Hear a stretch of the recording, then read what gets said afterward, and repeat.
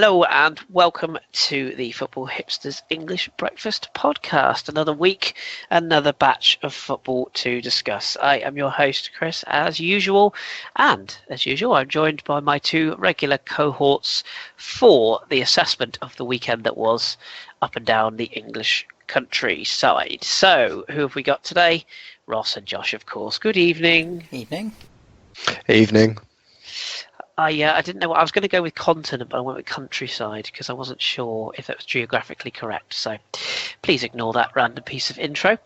Anywho, let's see where we have see where we've been this week, shall we, gentlemen? We're going to kind of focus on the. I described it in the intro or the information part of the podcast, the written information, as discussion on the title race. Now we're kind of going to focus quite heavily on the top six. So please don't send us any angry letters saying that, for example, Man City or Man United are not in the title race, because we're just kind of going to focus on those top six places. So that's just my bad on the write-up. So where shall we begin, gentlemen? I think we should begin with Chelsea, because they played Leicester in the evening game. Of course, all the eyes were on Chelsea because of their defeat to Spurs last time out. Were they going to get back on track or not? Was Diego Costa going to be there or not?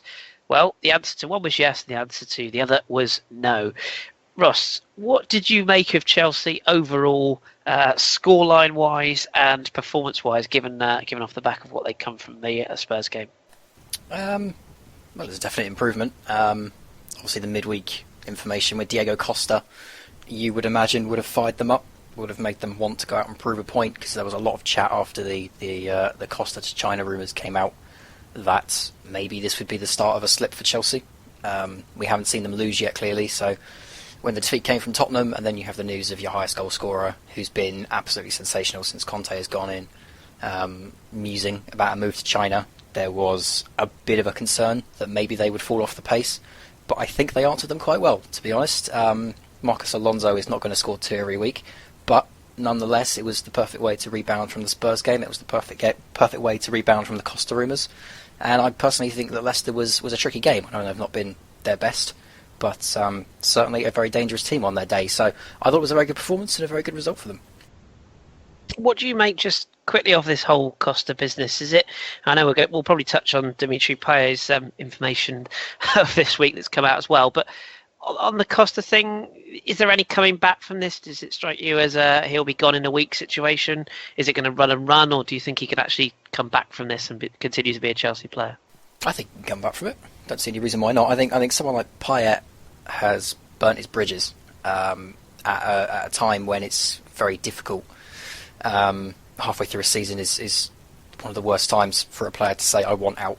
I remember when Morgan Schneiderlin did it with us a few years back, obviously that now infamous tweet about 5 years with Southampton and it was all meaningless, or whatever the exact wording was. But that was pre-season. We could sit him down before the season actually kicked off and say, right, here's the situation, here's what we're going to do, and we could work it out. When a player like Payet, or, well, especially Payet, comes out and says that, you know, he's never going to play for the club again and it's mid-January, you've got a big problem. When someone like Diego Costa comes out and doesn't say anything, it's just a story from training that he got into an argument with Conte about moving to China, that can stay behind closed doors. You know, that's something that could be sorted out. He's clearly annoyed that they didn't accept the bid, but I think it's one of those where, unless he comes out and says something inflammatory which is going to make the position untenable, personally I think it's a situation that can still be contained at this point. Yeah, it's definitely one that's interesting a lot of people, and something that I say we'll touch on when we come to West Ham as well. But yeah, it does seem like a very odd section, or odd stage of events, if I can put my teeth in. It just seems very, very strange timing, and yeah, just when he seemed to be at his happiest as well. It's most odd money. It's a funny thing. Josh, what did you make of Chelsea? Obviously, a 3-0 victory in the end. It was comfortable. 2 goals from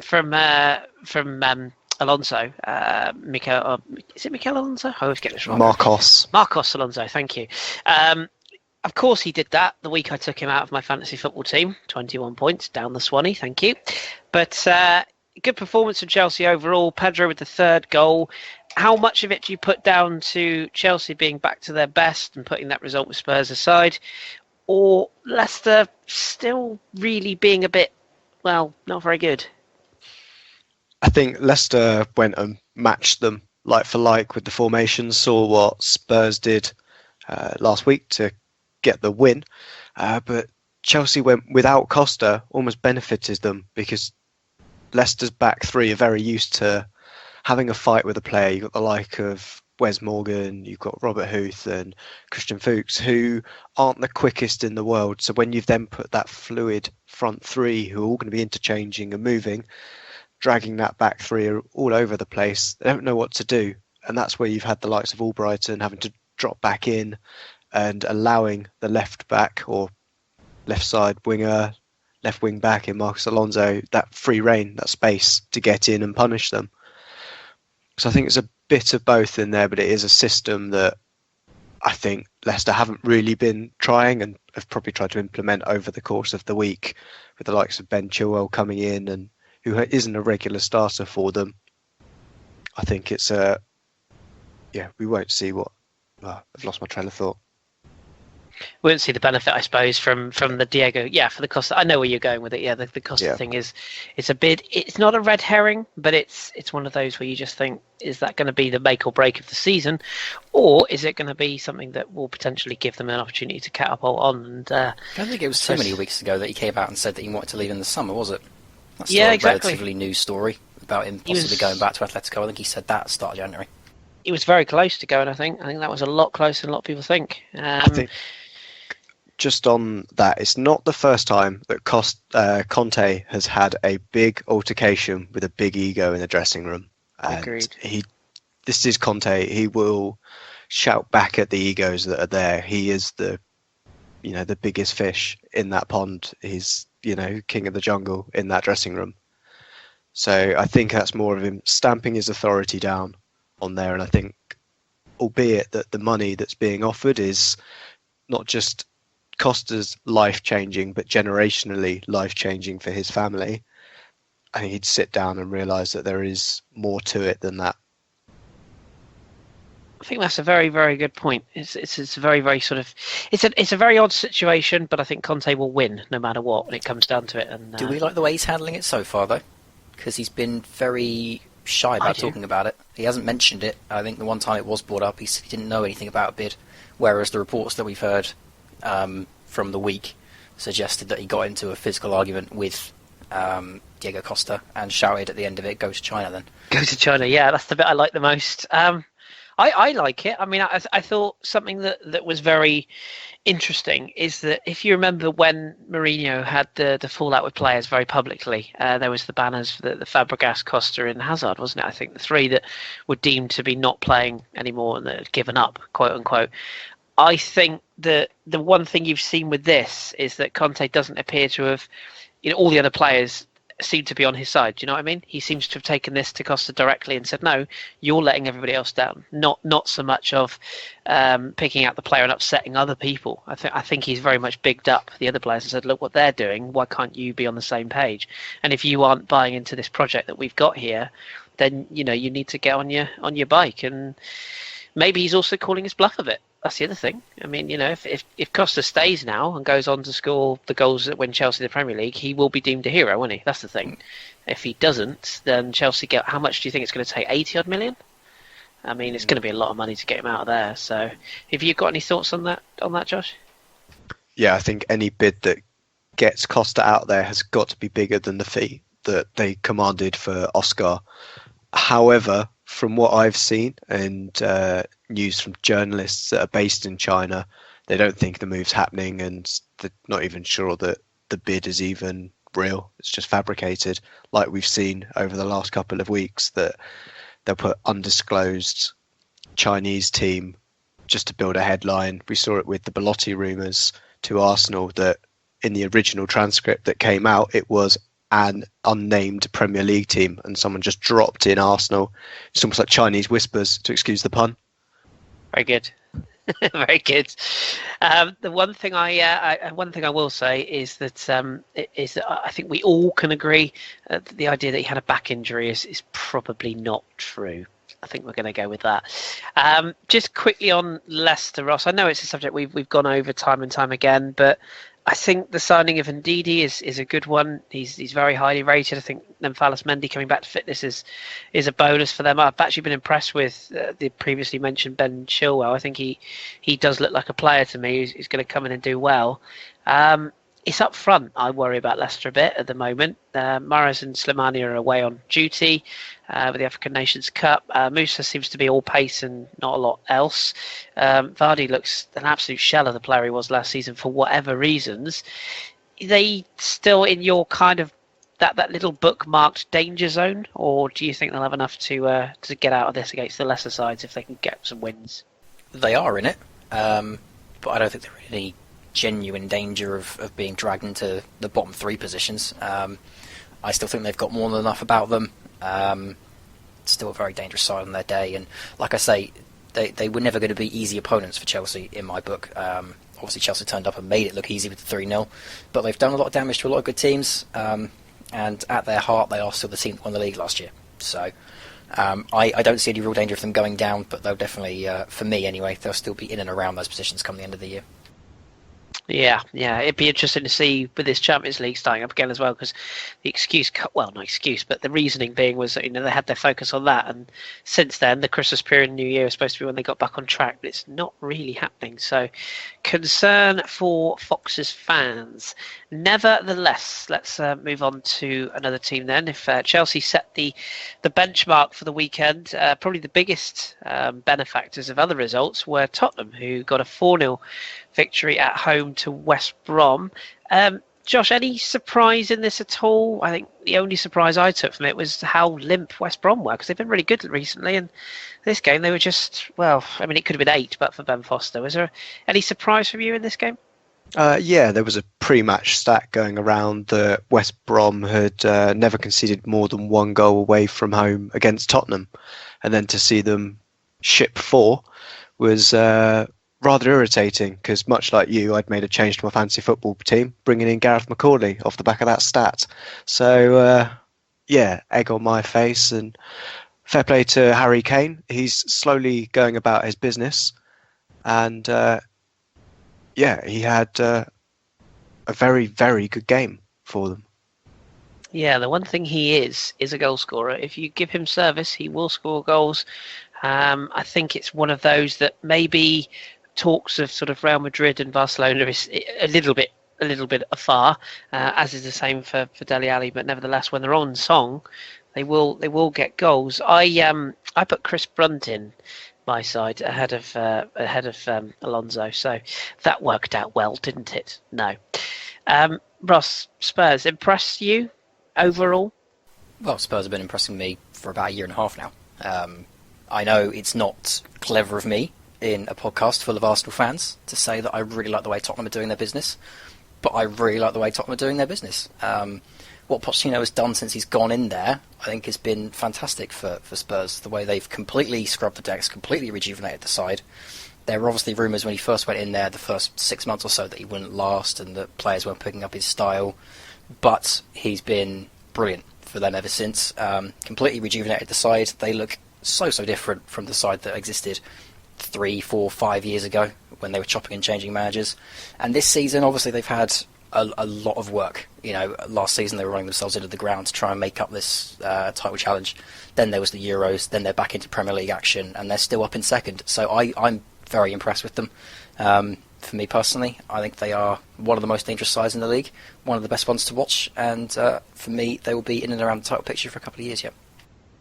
Yeah, credit where credit's due. Yes, I happen to be a Gooner, but no, we're impartial on this podcast, and as much as away from this pod, I might say slightly different views on this pod. This is exactly why we have a fine blend of different people, because there's no denying that getting results, and Pochettino is getting a tune out of that side.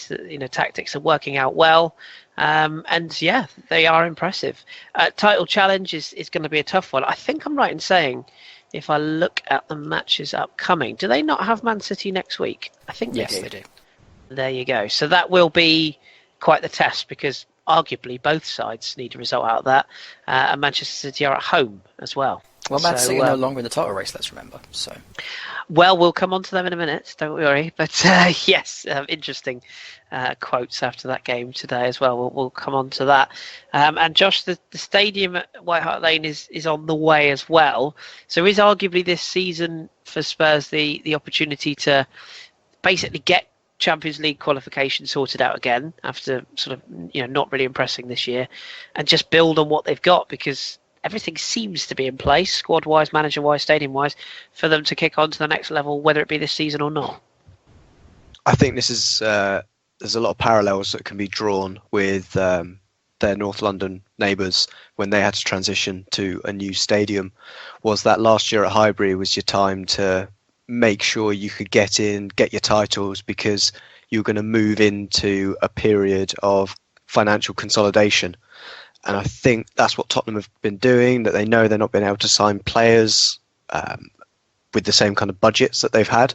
Hence all the contract extensions we've seen with the likes of Dele Alli, Alderweireld, Vertonghen. That standard Pochettino picture where they've just photoshopped in the next Tottenham guy that's getting his contract renewed. That's going to be the interesting thing, how they deal with that. Because if I remember rightly, they're now at Wembley for 2 seasons from next season, and they haven't had the best record this season at playing at Wembley. There's a bit of a hoodoo there, so they're going to have to overcome that. Otherwise, they could get relegated on form of playing at Wembley. But I'm sure they will have a good season. But this seems like their time to really push for it, because it could be the time where they start to plateau and drop off once the finances come and really hit them. I suppose in theory that the Wembley thing is as much do you think it's as much in the mind as it is in the actual, or is it the size of the pitch? I mean, because Arsenal had the same problem. I think Chelsea are possibly going to have the same problem if their stadium build comes to pass. So is it all in the mind, do you think, or is it more an actual physical real thing going on there? I think after they play at that stadium more regularly, it'll become less of a strange thing and more of a normality. But things like you can't dictate the size of the pitch, that's already agreed with the FA. That's comes from England boss for what size he wants to the pitch to be. And I'm sure Chelsea and Tottenham have different requirements for how they want the pitch in general. The certain grasses you have on the wings and all those various things about the condition of the pitch are different to how you'd have it at home. So I think until that kind of stabilises and they're used to the surface they're playing on, I think it could become a problem for them. Yeah, I completely agree. And as for West Brom, I mean, we've said all along they've been excellent this season. I don't think it's a big deal for them. Obviously, it's a big defeat, and I think Pulis will be very, very keen for it not to manifest and continue on. But nevertheless, it's one game. I don't think they're going to be too concerned or would have expected too much from that game in particular. We will move on to our next team to focus on in the top 6. Another beneficiary of results this weekend would be Arsenal in Swansea, a 4-0 victory. Come to the unbiased man first as usual, Ross. Who were you more impressed with? Arsenal's sort of turnaround in form and ability to put away a game that, for large parts, I mean, it wasn't a great start. It's quite a quiet period for long stages, and then obviously they put the goals away. Or are you more sort of concerned at just how bad Swansea were, and indeed the job or size of the job that Paul Clement has on his hands? Well, the size of the job that Paul Clement's got on his hands is massive, and no one should be under any different illusion. Personally, I think he's been brought in with the consensus that there's a good chance that Swansea will go down, so that they've now got a manager they can look to build with, because Clement didn't do too badly with Derby County when they were in the Championship. He was unlucky to get the sack. He's got obviously a fantastic pedigree. He's going to know who's going to have some experience of the Championship at this stage, and hopefully they'll have some money from the parachute payments, etc., to allow him to build a team to bring them back up. At the same time, if they survive, then they've got a very good manager in place with, like I say, a very good pedigree that can hopefully take them on. So I think they will be worried about the level of performance they got in this game, but it is Arsenal. They are still in a title race. They still need those points desperately, and when you've got the talent they've got in their squad, you always run the risk of being beaten 4-0. So Swansea, it was a disappointing week, but these are not the games that are going to keep them up, so I'm not too worried for them. For Arsenal, I'm not sure this is a result that particularly surprised me. Perhaps on the basis of the first 30 minutes or so, when it became a bit dogged and scrappy. Then maybe, yes, 4-0 is a bit of a shock. But, if you told me last week that Arsenal were going to beat Swansea 4-0, I wouldn't have bet against it. It's a result that I could have seen coming. So, yeah, I can't really say much more on Arsenal other than very well done. It's a great result against a team that, realistically speaking, they would have looked at and thought, right, let's get a good performance in, let's get a decent amount of goals and show the rest of the league what we can do. Agreed, and with that victory, of course, Arsenal back into the top four. It's 3 clubs now separated by a point, Tottenham, Liverpool and Arsenal, so it's kind of all change as far as that end of the table goes, but Chelsea pulling further clear. They're 7 points clear now, so that's the benefit to them. Josh, what did you make of the game? Was it sort of a game like same to Ross? Was it as much about how Arsenal were clinical in taking their goals? Let's not forget 2 of them were own goals. So I think Alex Iwobi has got something to say about the first of his, or the first goal that he was involved in, should we say. I think I'm with him, actually. I think it's on target for it, loops in. So were you more impressed with Arsenal, or did you look at it as a game that Arsenal should be winning given the form of the teams at the moment? Yeah, it was a game that you expect after poor form. This is one of the games that you want to come up, so that Arsenal were able to get back to winning ways after some dodgy performances. And yeah, it was an odd game. I think Swansea just came out with a very pragmatic approach, shut the game down, try and stop Arsenal from scoring, and that worked well until the 37th minute where Giroud popped up with a goal, and after that they'd almost given up, which is something we'd seen under Bob Bradley as well, that once Swansea have conceded, there's kind of an inevitability of, oh right, we're going to go on to lose this game now. There's not a lot of fight in that game. Alex Iwobi did have an absolutely fantastic game. I'm not too sure about what Key was thinking with his dive midway through the first half, but yeah, I think this isn't a game that's going to matter to Swansea's season of whether or not they stay up or go down, much like Ross said. Pivotal moment, really, actually, wasn't it? That particular penalty incident, because I must admit, when I saw it live and heard the whistle and saw the yellow card, I thought, oh, he's given it. And then when you look back, it is clear that Key looks for the contact. It seems to be the in thing right now amongst certain players in certain leagues. But nevertheless, it was a good result for Arsenal. As I say, it gives them opportunity, or has given them the opportunity to gain ground that they'd lost in previous weeks. I want to ask you both your thoughts on one man in particular. It seems to be a lot of stories about individuals this week, but Alexis Sanchez substituted sort of midway through the second half with the game won, let's be honest. Clear that Arsene Wenger was looking to rest some legs. To me, it made perfect sense. How much do you both read into this sort of apparent show of visual distress that he's exhibiting at the moment? He's been very sort of open frustration, he's been very visibly distressed at times on the pitch, whether it be not getting passes. Big substitute yesterday. Obviously, he sat on the bench with his hood over his head. And there's all this talk about this transfer and contract extensions going on, but nobody seems to know what's going on there. So what do you both make of this situation? What's your thoughts on it, Ross? Because you've seen players at your club at Southampton who have, audibly said that they're happy to leave. There's one at the moment with Jose Font, of course. Do you read into Alexis's movements in any way, shape or form, or do you just think that is his character? Well, there's obviously a motivation behind it, but I don't understand. I can't see the connection between I want to leave, or I want a new contract and you're not giving me one, and then making that leap to, when you take me off, I'm going to throw a paddy and sit on the bench with my hood over my head. I don't see how they connect. I don't see how those two things are linked. I don't know why you would protest a contract situation by getting upset when you substitute. That doesn't click for me. So there's obviously a motivation for it. Perhaps he is just stressed with everything that's going on. Perhaps there's something personal going on that we don't know about, or perhaps it's just that he's not had the rub of the green lately and he wanted more time on the field to try and sort it out. I don't know. But if it's linked to the transfer stuff or the contract stuff, I'd be surprised, because, like I say, I don't see how that helps or aids the contract situation in any way. And Josh, is it the dogs? Do you think it's the dogs? Are they not very well? Have they not bought a new fleecy blanket for the dogs? Is it the dogs? No.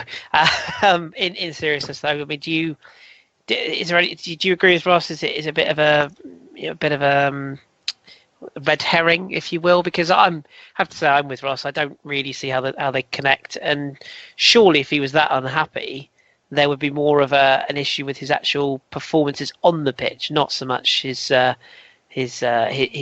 movements off it, if you will, or his reactions off it, I should say. No, I would put it down to petulance, but I would agree it's in Alexis's behaviour traits anyway. He would have done that if he'd just signed a new deal, an hour before he started the game.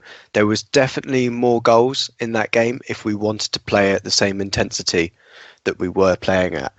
But we need to get Alexis off to give him a rest. And as Wenger said, he doesn't care what Alexis thinks, because it was more important to give Danny Welbeck those 12 minutes than it was for Alexis to have them, especially when you've got players coming back from long-term injuries or people just need rotating in the squad. And Alexis was that man that needed to come off. He came off at the same time as Ozil, who was a very town mouse, country mouse kind of scenario when Ozil came off with Alexis. One of them was just already off the field before his number was up, ready to sit down, happy to be given the rest of the day off, and the other one storming about like a petulant child because he still wants to score goals. And that's just his attitude to the game. He wants to always be there for a chance to score a goal. I'm with you completely. Yeah, I think I'm. To be honest, it doesn't bother me. It doesn't get to me. I know there's a lot of social media talk about it yesterday, and I understand some people reading into things, but I personally just don't really buy into it myself. And it's like you just said, that I've seen a lot of these kinds of contract situations at Southampton where players have voided out. Now, I've seen players protest on Twitter. I've heard players refuse to play for the club again. I'm currently seeing a player half-arse it for an entire season because he was told in the summer he wasn't going to go. I've never seen a player at Southampton stroll off the field, put a coat over their head, and make that their protest. This just doesn't make sense to me. Agreed. And of course, if you watch the whole footage, this is the other thing. I think if you watch the whole footage, one of the staff behind the or sort of where they sat in the dugout, puts the coat on him, and then he just sort of puts over his head for a bit and then removes it and carries on watching the game. I think, maybe he was just shattered. It's a very strange reaction that some people read into things that aren't necessarily there. But anyway, let's move on. A good win for Arsenal, but the two other big games that affected the top six were played on Sunday, and two very contrasting sort of games, viewpoints, styles of play, I suppose you could argue. Liverpool-Manchester United we'll start with. That was obviously the big game of the weekend. Josh, it ended in a 1-1 draw, opener coming from Liverpool, and at that stage James Milner's penalty seemingly had got them in control of the game after a nonsensical handball from Paul Pogba, who we could touch on in a moment. Equalised with a terrific header from Zlatan Ibrahimovic. Who do you think comes out of this game feeling the better of the point? Because it strikes me as a result that neither club really wanted. No, I think it's United that come out of it because they didn't lose. However, I'm sure it was Valencia who put the cross in that was offside, so it's yet another offside goal for Man United, which I think is probably their sixth one of the season, that's rescued them some points. So there's something going on with those linesmen at Old Trafford, but we saw it under Ferguson with Fergie time and some bending of the rules, should we speak, with Man United involved. But yeah, Liverpool will definitely be disappointed because they were doing very well in that game, and I think they could have taken more control of it. We've got a question actually on that very thing, and I'll chuck it to you. Seems like a good time to mention it. It comes from Lachlan at Arcadis. Video referee needed, he says. Liverpool miss out on 3 points because of a missed offside. Do you think it's time video ref was implemented? This incident obviously happened right in front of the linesman. It does seem somewhat odd that he, the position the linesman is in is not the best, but yet he's still only 3 yards from where the incident occurred. So, do you think Langan's got a point there? Or Lachlan, sorry. Do you think it is time to look at that option? We've seen it implemented with the ball over the line. So, is the linesman decision a step too far, or would you back it? I think the video technology has a little bit more context that needs to be taken into it. It's not as black and white as the goal line technology that, there's a sensor in the ball and there's cameras all dotted around, and that is an instant response to whether or not the ball has crossed the line. You've got to almost take a break to adjudge whether or not that was offside. I'd be more inclined for decisions like this to be having linesmen patrolling each quarter of the pitch, so you had another one on the other side, because at least one of those will then be in line with the defence, or at least you'd hope they were in line with the back four and able to call that, because it's one of those that the linesman in his position, even if he's in line, is probably too close to the action to actually call whether or not Valencia's offside. So I'd be more inclined to bring that in first rather than video technology. I do entirely agree with the thought of having 4 linesmen for each quadrant, but the natural question would be, what if one says it's offside and the other says it isn't? That's going to be your issue, isn't it? Yeah. I mean, the ref would then have to split the divide, but how would he know the most trustful linesman? Has he got to pick his favourite, or does one have to provide evidence? I don't know. It's a tricky one when you get to that kind of scenario. I think there's only one. Go on, Josh. It's like that in Italy at the moment, where you've got the extra officials behind the goals, although they're patrolling the same quadrant that the linesman is. So I've always found that odd, how there's a lot of intense speculation or people observing the same quadrant, and you've still got that far side which isn't being looked at other than by the linesman on the other side, who is going to be at least 40 yards away from most offside calls. So is in no way able to see that. Well, I think there's only one way forward for this. Clearly, lights in the shirts. I think that's the only way forward. And every time a player is offside and the video picks it up, their shirts just light up in like a fluorescent pink. I think that's the only way forward.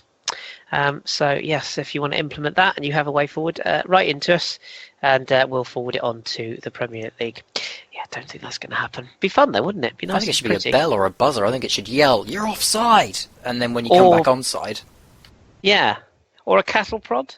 Yeah. So players just leap up in the air and like those things you see on like Jackass or something, where they just put them in, I don't know, in their shorts or something. Yeah. I think we should probably move on. Move on we shall. Ross, what did you make of this overall?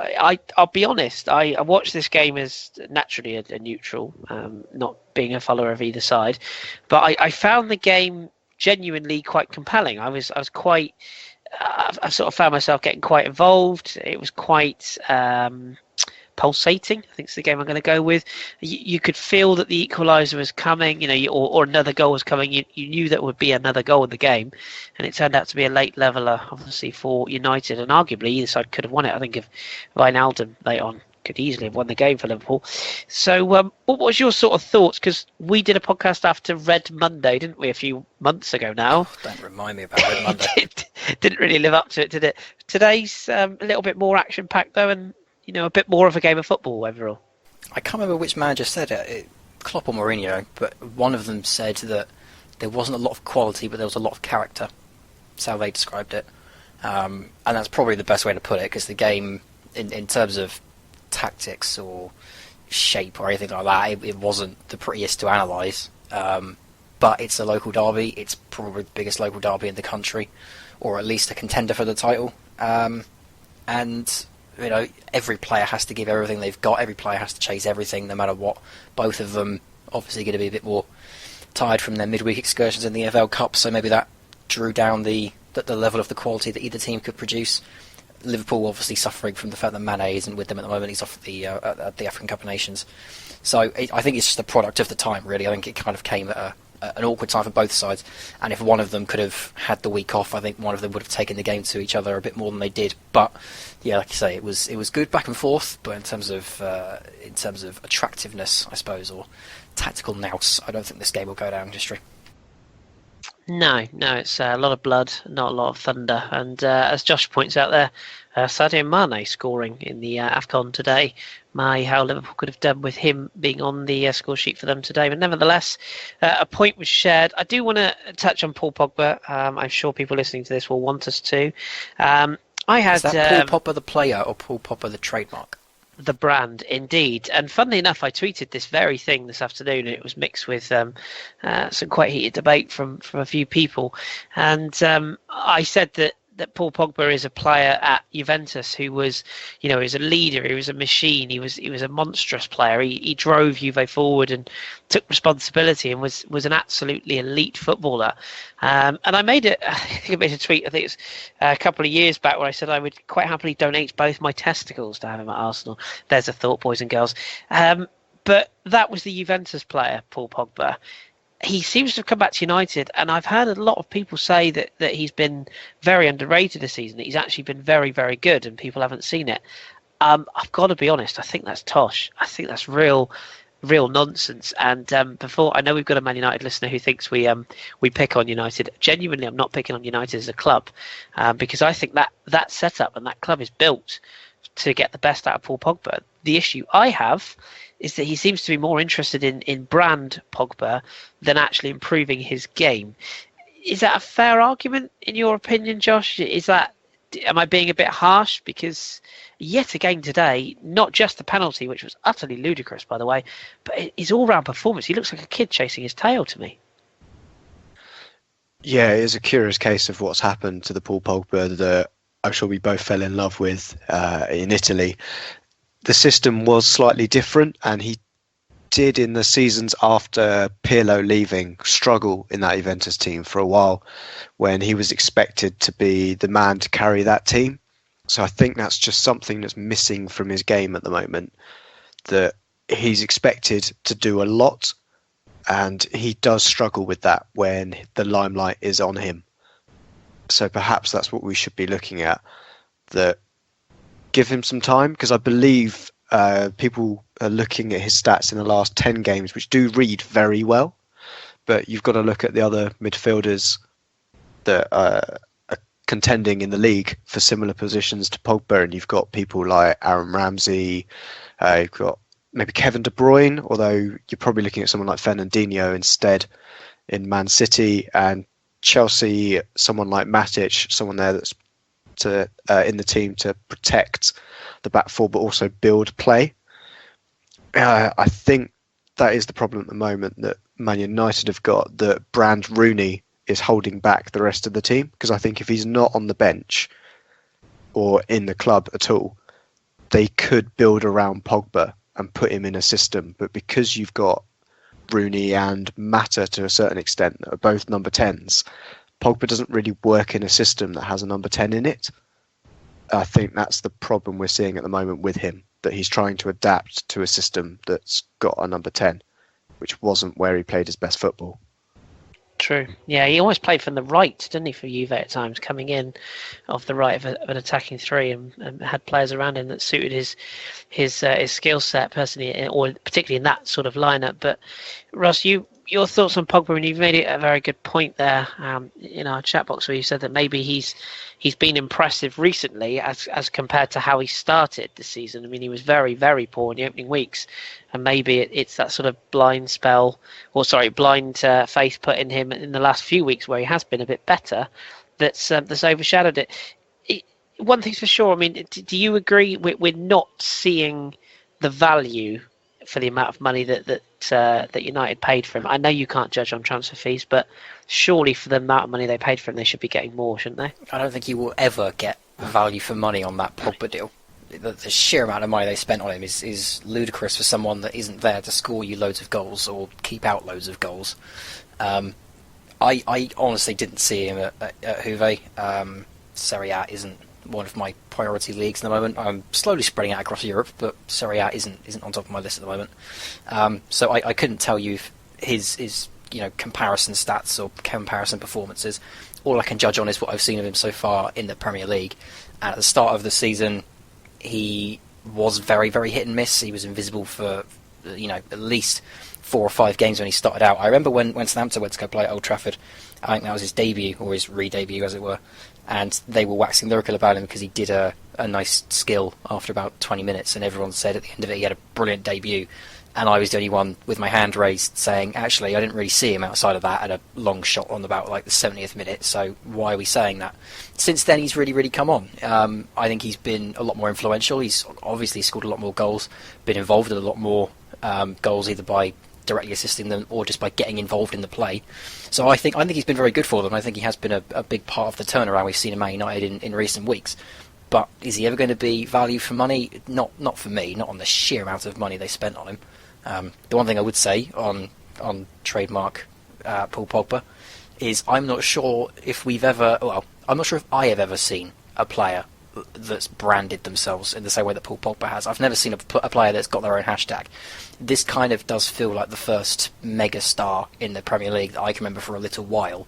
The last one I can really think of that was comparable was Ronaldo, but even then he hadn't hit his heights, not like he has at Real Madrid. So I find it very difficult to pass judgment on that because I don't really have a point of comparison to the whole trademark and branding thing. No, fair point. I must confess, it's not something that sits particularly well with me. I'm not really.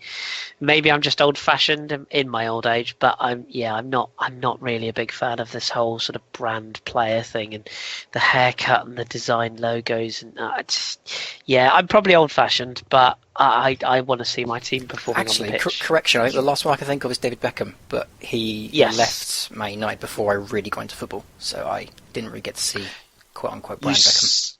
You say we're missing brand players, but what happened, if you remember rightly, a couple of seasons ago with brand Dare to Zlatan? He is a brand player, and I know you love him, Kris. So there is a similar one. I think the thing with having all this brand behind him and all this marketing behind him is you need to be backing it up with performances, and at the moment he's not. Yeah. Whereas Zlatan is. So Zlatan can get away with Dare to Zlatan.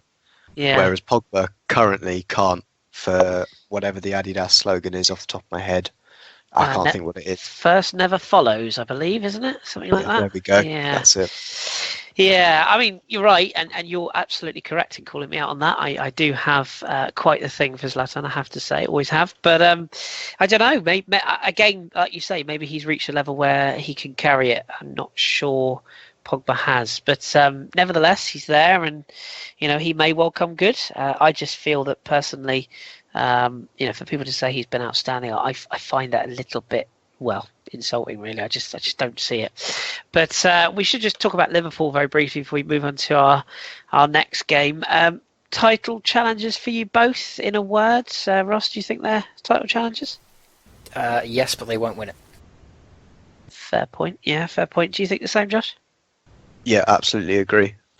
Yeah, my concern with Liverpool is always that defence. There's an issue with Matip, wasn't there, as well? Apparently, it's the second time it's happened to Liverpool after Sacco had the similar issue where he didn't get clearance, I believe, from AFCON because he pulled out of the tournament and didn't get clearance to say he was back or registered in time or something. Well, they got an issue with goals so far, 2017. They're not scoring, are they? It's only 2 or 3 goals they've scored, I think. I mean, I could be wrong. That might have changed that's obviously changed with the weekend's goal they scored, but they have not been as good up front, and I don't think you can blame that entirely on Mane. Obviously, Coutinho's back now. He came on in the EFL Cup midweek, so maybe there's an opportunity for turnaround, but I think January will be a very big month for them because obviously they're not in brilliant form at the moment, and I think they have 6 games before the end of the month, or 5 at this point now because they've played this Man United game, so this could be a very big month for them.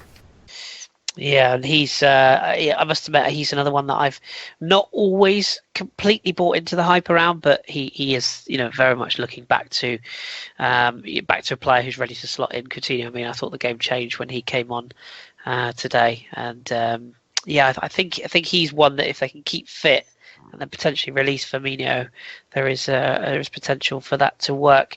Just quickly, Josh, you've noticed another player that this AFCON issue affected this weekend as well. Yeah, it's slightly different to what's happened with Matip. So I can't remember how to pronounce it, but West Brom's Nyom, I'm going to go with. He was the one that didn't get clearance back from AFCON after dropping out. Because they've said, well, you didn't release your player and he's registered to be able to be called up. Whereas Matip is in self-imposed exile from the Cameroon team. So it was a surprise to everyone when he was called up. And instead of risking it and playing Matip, they just left him out of the team because of that reason. But they've got a stronger case to put him back in than if West Brom played Nyom, because Nyom is required to go, whereas Matip was on self-imposed international retirement.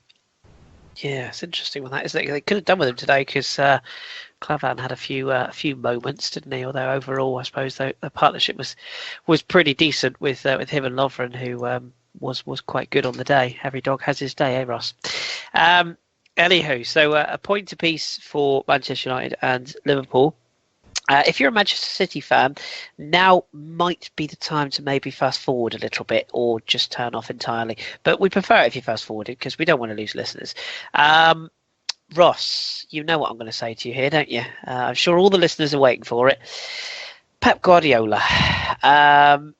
Where do we begin? Everton 4, Manchester City 0. Manchester City with lots of possession, lots of sideways passing, lots of not very much, and they've been beaten 4-0, albeit one of the goals coming very late on, albeit Everton sort of taking the only chances they really created. But this has to be considered as a serious issue for Guardiola now, doesn't it? Fifth in the table, conceded 26 goals, which when you consider Chelsea have only conceded 15 at the moment, something is not working at Manchester City, is it? And he has to be taking a lot of the responsibility here, surely. I think he has. I think he's said it last week. He did that interview, I think it was the Daily Telegraph, I could be wrong. But he essentially came out in an interview and said that I've got things wrong. I've made too many changes. I've tinkered with things. I've altered things at the back. I've changed things up front, and it's not worked. I was still learning, etc.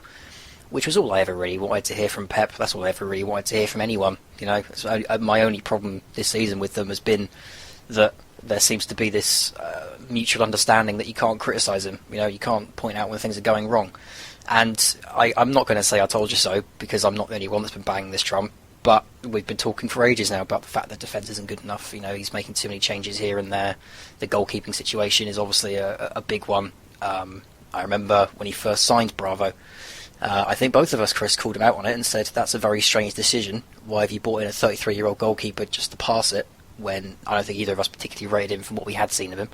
And then we obviously got to see him in the Premier League and he's been terrible from day one, and they still persist with him. Obviously that there are errors and things going wrong there. I don't want to get on his back too much because I've already done that, frankly. I've already pointed out the things that are going wrong and the tactical decisions, and you know, I've spent ages on this, and honestly Guardiola is not a subject I find fun to talk about, so I would be perfectly happy to never mention him again, but that's not the world we live in.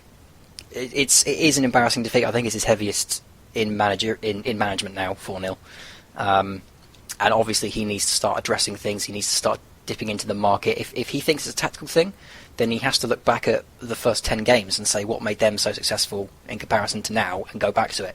If he thinks it's a personnel thing, which from his interviews he doesn't seem to, then he needs to get into the market while he can. I know that would come at the cost of Virgil van Dijk for me, or at least it would be one of the more sensible moves he could try and make, and it would force Southampton's hand if it happened. But Pep needs to address these things. It's either tactically, and then he needs to be looking at himself, or it's the team, and he needs to start being more ruthless with some of his changes.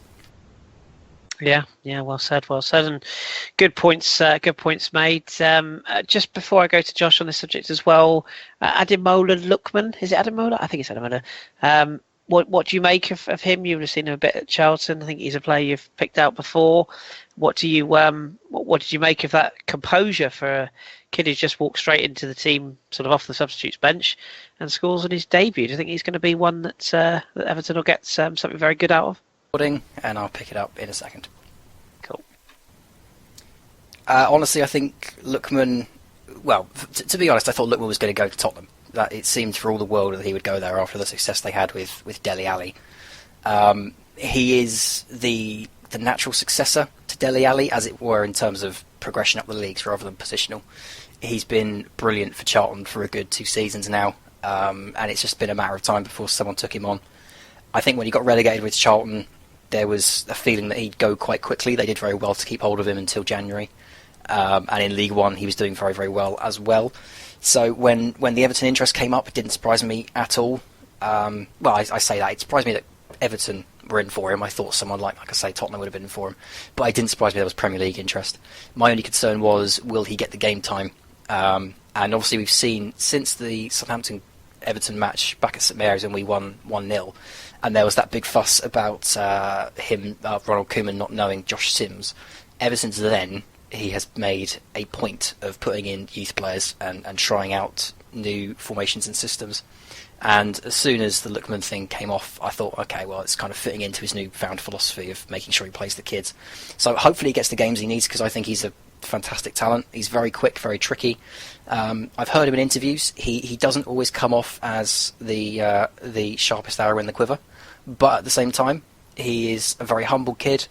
He's done very well in the Charlton Academy, knows his stuff, very well, highly thought of, and he has also won the Championship Apprentice of the Year, or similarly titled award. I can't think of the exact phrasing of it now, but yeah, he's got a massive future. And like I say, I was surprised to see Everton being the club that picked him up, because there are a lot of clubs I think that would have suited him, but as long as he gets the game time, he should be absolutely fantastic for Everton. Yeah, it's definitely one we will keep a close eye on this podcast. Josh, just get your thoughts on this game, as a whole. It shouldn't go unnoticed that Everton were very good on the day, I have to say. And obviously, being the sort of follower of Arsenal that I am, I was very interested by a lot of sort of Arsenal-based opinions on my social media, who were very much bigging up Everton and saying how good they were at home. And these are the same people that were slating Arsenal for conceding and losing to Everton at Goodison only a few weeks ago. So should we be giving Everton more credit, or is there sort of things that you have issues with about the Guardiola way once again for today? No, it was absolutely a great performance from Everton. Again, it's a really young team they put out as well. You had Mason Holgate also starting at the back, and Tom Davies, who was absolutely sublime for the whole game. Definitely scored one. I think he had a hand in the other 2 goals as well. So it was great to see a couple of teenagers coming through, a couple of hipster players, because I'd never heard of Tom Davies, and here he is popping up and making an impact in a big game like this. Probably a game to forget for John Stones on his return to Goodison. I think that's almost a season for him to another one. Yeah, agreed. Yeah. Yeah, that's the only thing I'm worried about at the moment, because I think this is now turning into a consolidation season for Pep Guardiola, where he did have that problem where he knows how to implement a winning side because he's done it before. But I think there's so many problems in this Man City team. They haven't been able to defend for 2 seasons. So this isn't a Pep Guardiola problem that can't build a defence. It's been a problem before. And Pellegrini had the issue. And Mancini had an issue with it at the end of his reign. So I think what we're looking at is the fact that, he had too many plates spinning. There were more than one issues in the play of games he was having. So it's very difficult then to diagnose an issue when more than one thing is happening, when there's more than one error in a game. So him to try and diagnose what's the problem in the squad is becoming very difficult and taking longer than a week, I'd expect, between games for him to work it out. Personally, I think that's a very good point. Sorry to interrupt, but I think that's a very good point, that there's so many issues going on at the moment. It's so difficult to know exactly which one it is, because you get into any conversation with anyone about what's happening at the moment with Man City and Guardiola, and everyone has a different opinion on what it is. So I think that's a very good point. Yeah, I think the in vogue one at the moment is, well, the one for the whole season has been John Stones, but that's certainly not the issue, I think, because he is a good defender. He just needs the right partner. It just turns out Otamendi isn't necessarily that man, and any centre-back is going to struggle when they've got Gael Clichy as their left-back. We've seen that at Arsenal when he was there, that the guy is error-prone, has been error-prone for the whole of his career, and putting a young defender next to him with Yaya Toure in front of him isn't going to give him the protection he needs at this age, because he was bought off the back of good performances, and I hope he doesn't have, this season doesn't affect him too much, because he is still a good defender. Zabaleta in midfield as well. I'm not having it. I'm just not having that at all. I mean, obviously my views are very well documented on what I think of Guardiola. To say he's not a very, very high caliber coach would be stupid. I'm not for a second suggesting otherwise, but I think there are far more flaws in his game or his management style than people potentially see. And I have a real problem with his what I call footballing arrogance. And I know some people will say, well, he's been humble in this interview. I tend to sit on the opposite side of the fence and say, you're damn right. You should say that it's your fault, because it is. And I have an issue that he seems to think that he can just turn up in any league and adjust things his way, and it will all fall into place. Somebody tweeted, forget who it was. Someone tweeted. People saying that Guardiola has to adjust to the league. Is it more a case that Guardiola believes the league needs to adjust to him? I think that was a very, very good tweet. So, nevertheless, credit to Everton. Just on Tom Davies, he got one of the goals, the third goal, I believe. For any older hipsters that might be listening to this, Scott Gemmell is who he reminds me of. That hair is very Scott Gemmell-esque. So if you don't know who Scott Gemmell is, Google it and you will see what I mean. Anyway, that is the sort of quote-unquote title race, or indeed top 7 clubs focused on. We're going to rattle through the mid-table because we are conscious of time. We want to do a little bit of a heavier section on the title challenges this week, but we will just touch on the other games. Ross, Burnley, Southampton, 1-0 victory for Burnley. Are you surprised? Well, if you told me Saturday morning that Burnley would beat us 1-0, I probably wouldn't have been. That would have been okay. They're very good at home. We've had patchy form. I looked at this game and I thought, this is a very dangerous one. I'm not sure what I think of it, and I made sure that I put 1-0 Burnley on my Super 6 for Soccer Saturday, because I just had that gut feeling that we'd be another one of the teams that would be caught out by them. Having watched the full 90 minutes, we were very good. It was one of the better performances I've seen since Bournemouth in the league. I mean, obviously the midweek performance against Liverpool was very good as well. But in terms of performance in the league, that's been one of our best all year. It's certainly been our best since Bournemouth. And I thought we were desperately unlucky not to get anything from it. Obviously, the fan backlash has been strong, because that's now 4 on the bounce we've lost. The last 3 games before the Burnley game, I could understand the frustration, and I was part of the frustration. This weekend, the only problem was goal scoring. The only problem was finishing, which has been the problem all year. We've only scored 19, which is the second lowest after Middlesbrough.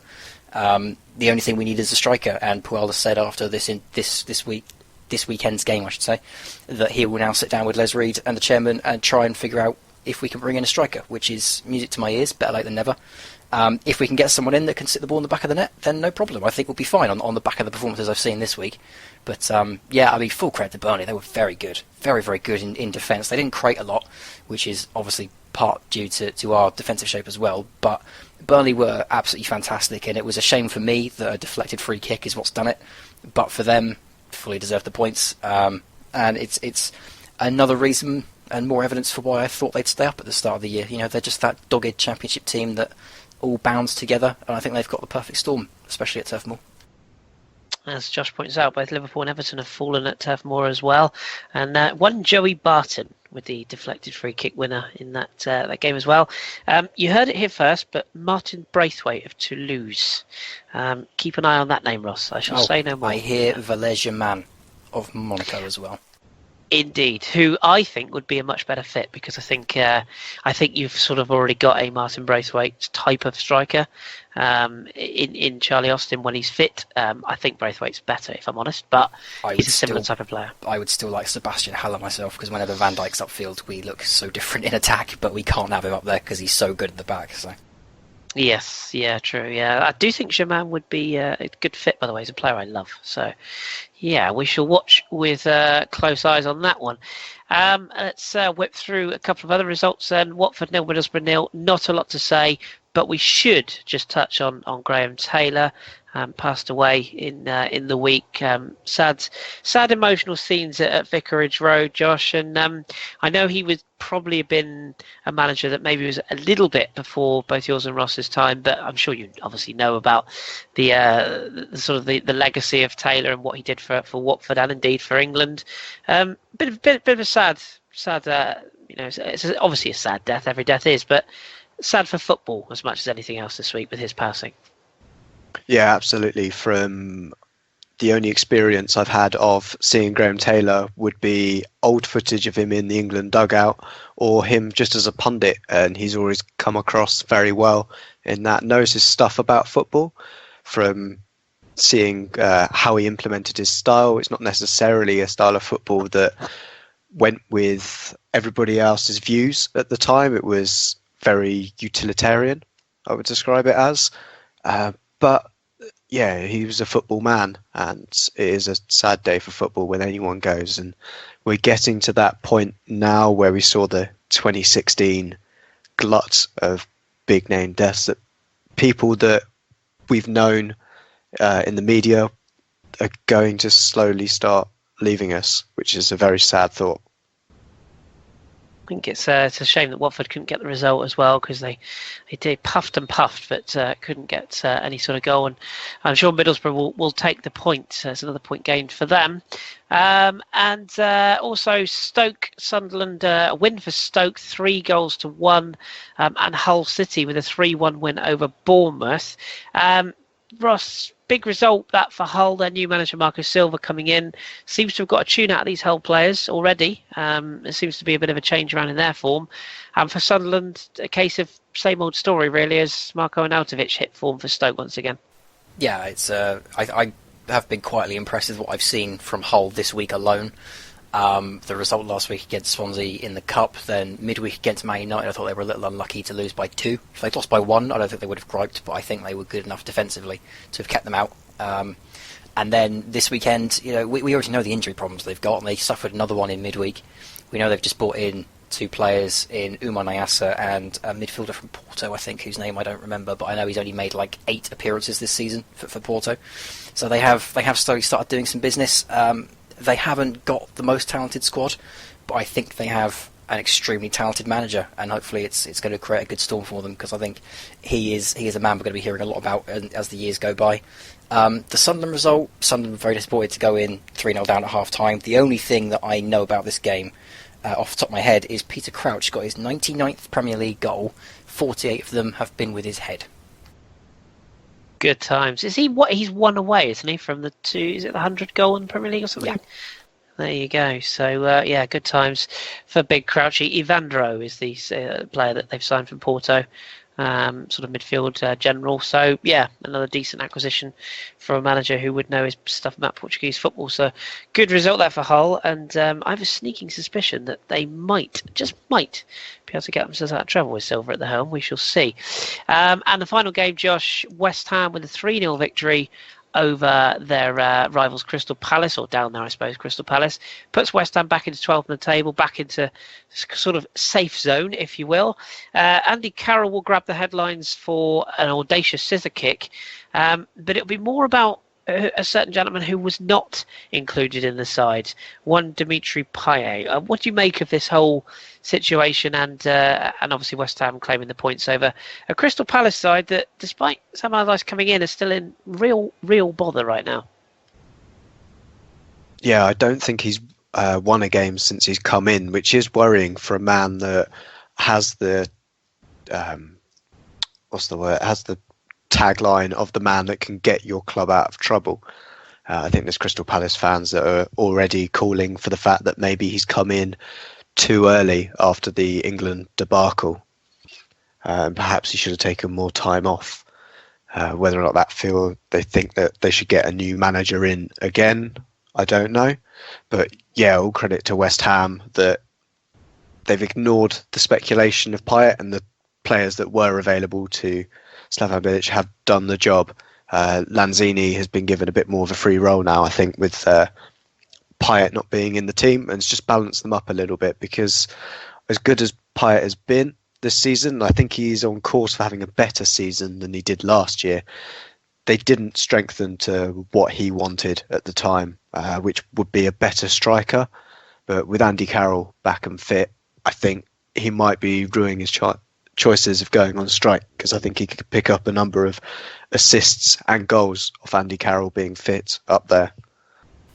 Yeah, I think from what I can gather, or from what I read and things people tell me, it sounds like Mr. Payet will be a Marseille player by this time next week. So it seems that he will get his wish, whether it's right or wrong. But a good result that for West Ham, and Palace remain in trouble. Very briefly then, we'll just run down the table before we have a quick rundown of the other things in the EFL this week. So Chelsea top, 52 points from their 21 games played. All the teams have played 21, I should say. Spurs second, joint with Liverpool, both on 45. Arsenal back into the top four on 44. Man City losing ground on 42, and United also losing ground on 40. Everton make the top 7, 33 points, with West Brom, Stoke and Burnley in those top 10 positions. Elsewhere, or reading down the table, 11th sees Bournemouth, 12th West Ham, Southampton 13th, Watford 14th, with a clutch of teams looking over their shoulder now, with Leicester 15th on 21 points, Middlesbrough 16th on 20, Palace 16 and 17th, level with Hull on 16 also in 18th place, with Sunderland and Swansea both on 15 points in 20th and 19th respectively. Look ahead to the games that we've got next week. We mentioned that massive tie between Liverpool and Man City. That's the Saturday tea time game. Liverpool gets underway against Swansea at the 12:30, with Bournemouth, Watford, Palace, Everton, Middlesbrough, West Ham, Stoke, Manchester United, West Brom, Sunderland at 3 o'clock. And Sunday you've got 3 games back to back: Southampton, Leicester, Arsenal, Burnley, and Chelsea, Hull City. Okay, that is the Premier League weekend all done and dusted then. Went a bit longer this week, so we wanted to really drill into this top 6 situation. But we're going to turn things over now to both my guests, Ross and Josh, to run us through the Championship and League 1 and League 2 spliced in as well. So, Ross, I'll pass it across to you. What has been happening in this week's EFL action? It seems like for ages since I've done an EFL roundup, because we've had so many Christmas specials and whatnot. It's been a nightmare keeping track of all the EFL stuff, but I'll do my best. Things have changed a lot since I've done one of these, so if you're not keeping track, don't worry, I don't blame you. Before I do get underway though, I do need to say that we have had 8 managerial changes in January alone in the EFL so far. So a quick editor's note: you've had Notts County sacked John Sheridan and appointed Kevin Nolan. Gillingham have sacked Justin Edinburgh and appointed Adi Pennock. Crewe have sacked Steve Davis, who I think was in charge for about 5 years, and replaced him with David Artell. Chesterfield have sacked Danny Wilson and yet to bring anyone in. Northampton sacked Rob Page and brought in Justin Edinburgh. Oldham sacked Stephen Robinson and brought in John Sheridan. Notts Forest sacked Philippe Montagnier, which we'll get into in a minute. And Hartlepool, just today, as of day of recording, which is Sunday, they let go of Craig Hignett. So we've had loads and loads of managerial changes, too many to keep track of, but there's your list. So, League 2. League 2 is essentially the same title race as when we last spoke to you. It's still Doncaster, Plymouth, Carlisle and Portsmouth getting in on the action these days. Carlisle kind of wobbling at the moment. They've only won one in their last 5 games, and they drew 1-1 with Morecambe on the weekend, which has opened the door for Portsmouth, who are now up to 4th on 45 points. They beat Leyton Orient on the weekend. Leyton Orient down the bottom, struggling themselves. Plymouth Argyle with a 4-2 win over Stevenage. Grimsby Town lost 3-0 at home to Exeter City, which is a surprising result in a way, because Exeter City have been completely rejuvenated over the past few weeks. They're now up to 10th in the league, having been down in about, 22nd, 23rd the last time we were here, so brilliant turnaround from them. But 3-0 at home is a bit of a surprise for Grimsby Town. And other noticeable results from League Two, you would have Doncaster Rovers beating Barnet 3-1, and Notts County, who, like I say, have been taken over now by Kevin Nolan as their new manager, have also had a takeover by an American millionaire, I believe, who wants to completely re-energise the club. He wants to turn them into a club that's scouting as many Premier League and English games as possible, bring in some exciting youth players, so maybe some exciting times ahead for Notts County. I'm not sure Kevin Nolan's the man to do it, but nonetheless, he is now at Notts County. League One. Very interesting League One weekend of fixtures, this one. The biggest story for me is Bury. Bury haven't won in 16. The last time they won a game, they were second in the League One table. They are now down in the relegation zone until this weekend, where they put 5 past Peterborough United, winning 5-1. 4 goals from James Vaughan in the first half for Bury, so absolutely incredible turnaround for them. Hopefully it kickstarts something for them, because they have had a miserable time of it lately. Tactics Tim, Swindon Town beat Bolton Wanderers 2-1, which is a massive shock, because Bolton Wanderers are playing some lovely, lovely stuff in this division. But the shocks at the top of the table didn't stop there. Walsall 4, Sheffield United 1 is another incredible result. Southampton loanee Jason McCarthy got on the score sheet as well there. Hopefully Claude Puel is watching him, because I think he's absolutely fantastic.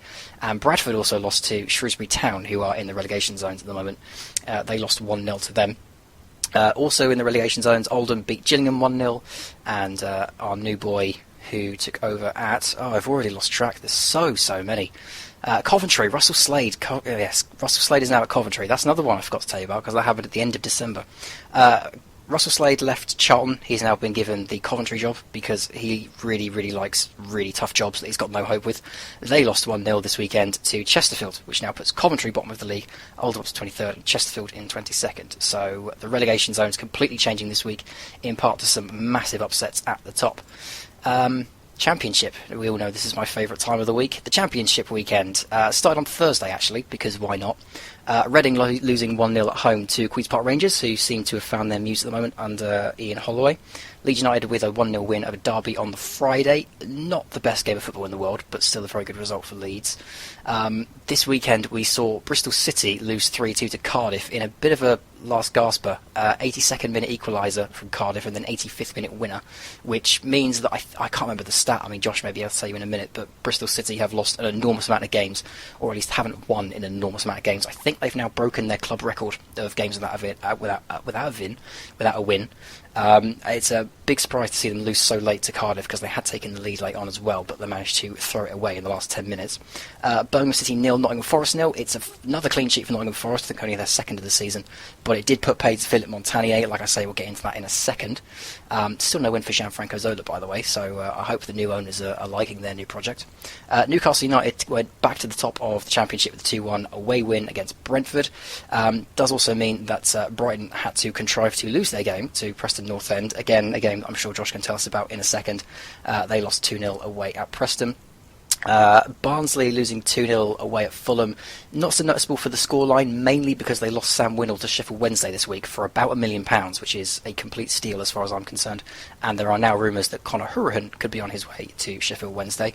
Wigan with a 2-0 win over Burton Albion, which helps them near the bottom of the league. Ipswich Town 3-2 winners over Blackburn Rovers. Blackburn just cannot close out games this year.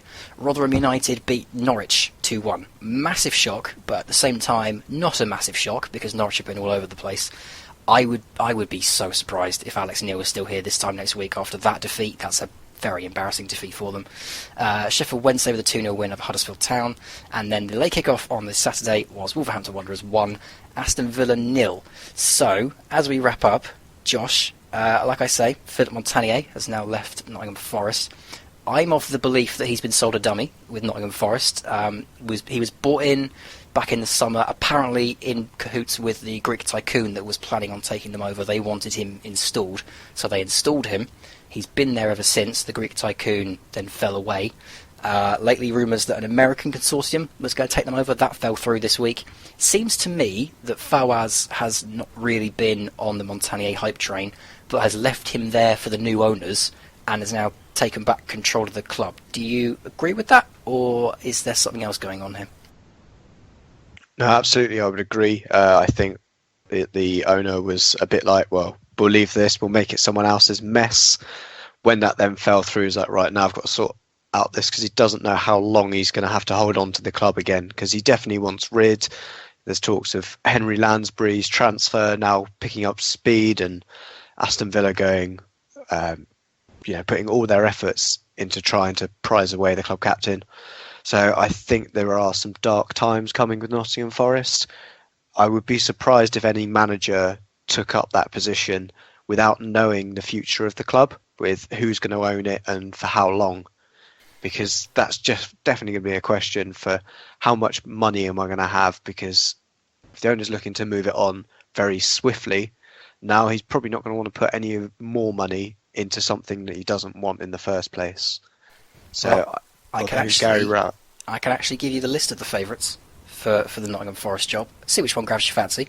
The favourite is Gary Rowett. There's a lot of Garys and Nigels in this list, by the way. I don't know if that's just coincidence or if that's part of their CV. But Gary Rowett, Gary Brazil, who is currently taken over as caretaker, Nigel Clough, who's at Burton, Nigel Pearson, who left Derby a couple of months back now, Kenny Jackett, who left Rotherham about a month and a half ago, Jimmy Floyd Hasselbank, who is apparently close to taking over a League One club. I've forgotten which, because I've lost track of which clubs have installed new managers, and my old favourite, Nigel Adkins. Any there that's particularly tickle your fancy? So I think Gary Rowett is going to be linked with any job at the moment that comes up in the top 2 English leagues, albeit probably not one in the top 6, but I don't expect them to be getting rid of their managers. But I think he's already said and come out that he's looking for a stable club, something that's going to suit him. I don't necessarily think Nottingham Forest is that club at the moment. So someone like Nigel Pearson, someone in there just to get a job done, make sure they're safe, protect that investment that is already in that club, to make sure that they've got someone that's steady hand basically on the rudder to make sure they don't drop any further. I would tend to agree. I'd actually go for Kenny Jackett myself. Kris, you've been watching Philippe Montagnier. You've seen a bit of him in France. You've seen a bit of him in the Championship now. Justified, and like I say, who do you think should get it out of those lists? It's justified in the extent the results have been terrible, but I just don't think that he was the right appointment at the time.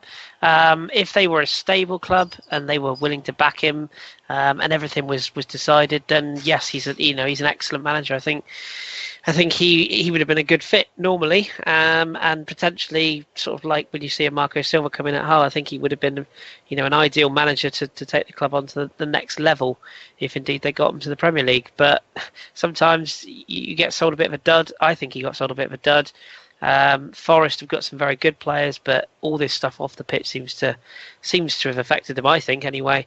And all the parts don't match. So Montagnier's reputation will be sort of shot to bits after this, which is unfortunate, because I do think he's a very good manager. But as for who to replace him, I mean, Gary Rowett's the one for me. He's the hot property as far as Championship managers go, I think. And I could see Rowett coming in somewhere like Forest and doing similar to what Gary Monk's doing at Leeds. But I suppose it all depends on the package he's offered and this takeover, because until that's sorted out, I can't see Forest going anywhere. Well, the current situation is that the American tycoon have either pulled out or there has been a disagreement, so it is no longer on the table. So they will have to find a new potential buyer. I personally think Montagnier was kind of screwed the day they kind of sold Oliver Burke without him knowing. They raised about £13 million for him and then never really reinvested it. Completely in the back door. So, that's not a massive shock to me. Before we leave the EFL behind then, Josh, what happened with Brighton? Because I was quietly confident about them beating Preston, and here we are with them second. Yeah, I'd agree with that. I thought they were going to do very well, as expected, but this is the first loss that they've had since September in the league. So it shows how tight the Championship is, that one loss and you're now a point behind the leaders. We have got a game in hand, which is due to be played on the 24th of this month. But it was Preston showing everything that they showed against Arsenal in the FA Cup. They were just stronger, more dogged, and to be fair, Brighton did go up there with a makeshift back four. There was Connor Goldson, who'd come in for the suspended Lewis Dunk, and I can't remember what was wrong with Guy Tambong, but he also was missing. And oh god, now I've got to remember what the kid's name is. He's on loan from Vancouver Whitecaps. Let me just quickly find his name. Adi Kujbi. Oh, there's no way I can say it. I'm going to Danny it. It's Adi Kujbi. It's Canadian international who came in to make his debut. And I think he was just taken back by the whole game. He played very well, but yeah, Brighton were never really at the races. Preston stomped their style of play on the game. They didn't let Brighton play their game, and Glenn Murray was left to only really taking pot shots from outside the goal.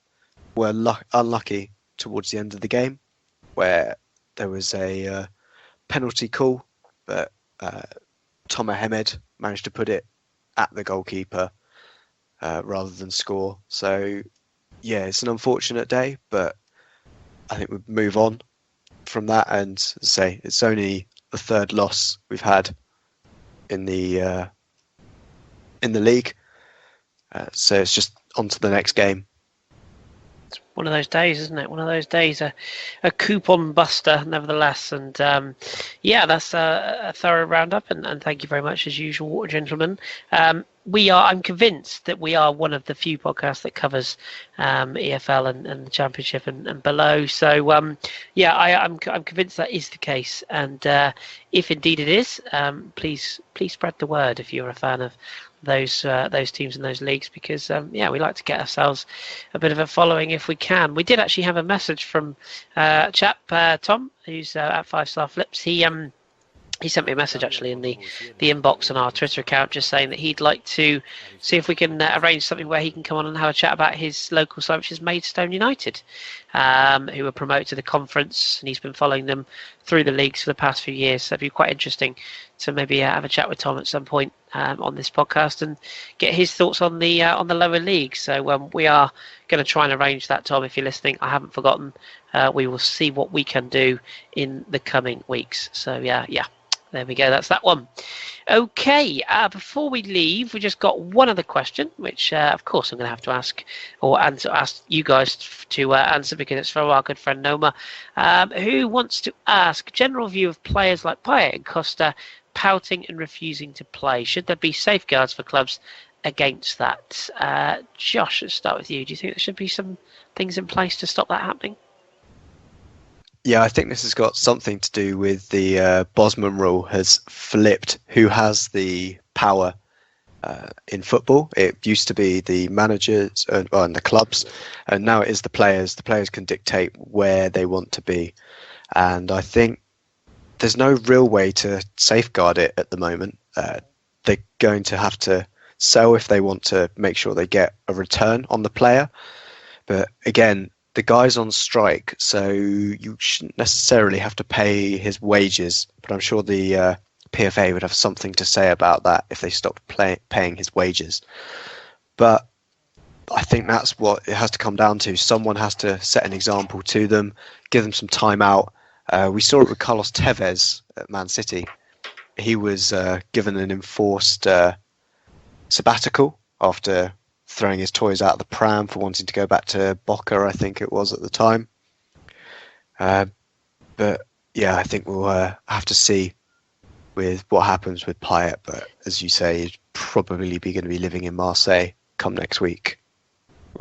Yes, I think so. And Ross, is there anything the clubs can do, do you think, in your opinion, contractually, or withholding image right pay, or I mean, is there any way to stop this sort of situation happening? Well, there is. Southampton have done it the past couple of years. Wanyama said he wanted to leave one summer. We said, not this year, we need you to stay for at least one more year. We'll sort you out next year. And we did that, and he played very well for us that year. Schneidlin had probably his best year in a Southampton shirt this season when we told him, you're not going anywhere, we'll look at this again next season.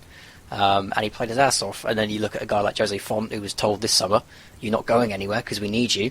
we'll look at it again in the summer, and he's half-arsed it. So there are ways around it. It just depends on the character of the people you're dealing with. Generally speaking, the guys that throw their toys out the pram aren't going to turn up and do the job week in, week out, and be like Morgan Schneiderlin, for example. They will probably end up like Dimitri Payet and sulk and hide and say that I'm never going to play for the club again.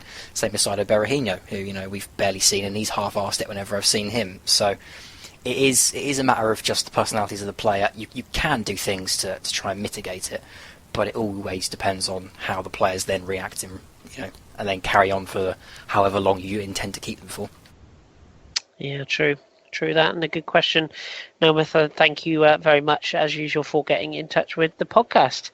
Okay, well, another bumper edition of the English Breakfast, so our thanks to you, the loyal listeners, for tuning in as ever. Our usual plugs, you can find us on Twitter at the FH Podcast. You can find us on YouTube, on iTunes and SoundCloud if you want to hit the old subscribe button. Also, the footballhipsterspodcast.co.uk is our website. You can check out all sorts of things on there, including our podcast history. You can go back and listen to all sorts of podcasts from the past. You can find out how wrong Ross and I were at some point over the past few podcasts we've done, or past few years, about our predictions. And you can also listen to the main podcast via those links as well, which will be returning this week. So either tomorrow or Tuesday, the main podcast will be returning. We have to align our schedules, but Drew and John will be back with me, and we'll be going back through the weekend's games, because Italy, Spain and France are back underway, and the only one missing then is the Bundesliga, which is back soon as well. So we will be back talking football on a regular basis on that podcast as well. The only other things to plug, Josh, your blog is going up this week. I haven't forgotten, don't worry, I've just been very busy. So that will be published this week on Guardiola and various bits and bobs to do with him. So please do check that out. Once that's tweeted, that'll be on our podcast feed. And we have another blog up and coming from our good friend Nguna, Jimmy, as well, who's written a lengthy piece about the MLS, or MLS as you should call it, can't say the. It's all about the expansion teams. MLS returns, I think it's March the season gets underway. I could be wrong, but I think it's March. And Jimmy's written an excellent blog about the MLS expansion and those new teams and how it's all going to work. So if you're a fan of American soccer, or indeed just the MLS as a whole, do look out for that.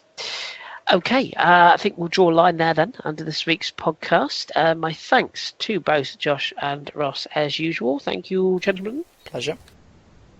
Pleasure as always.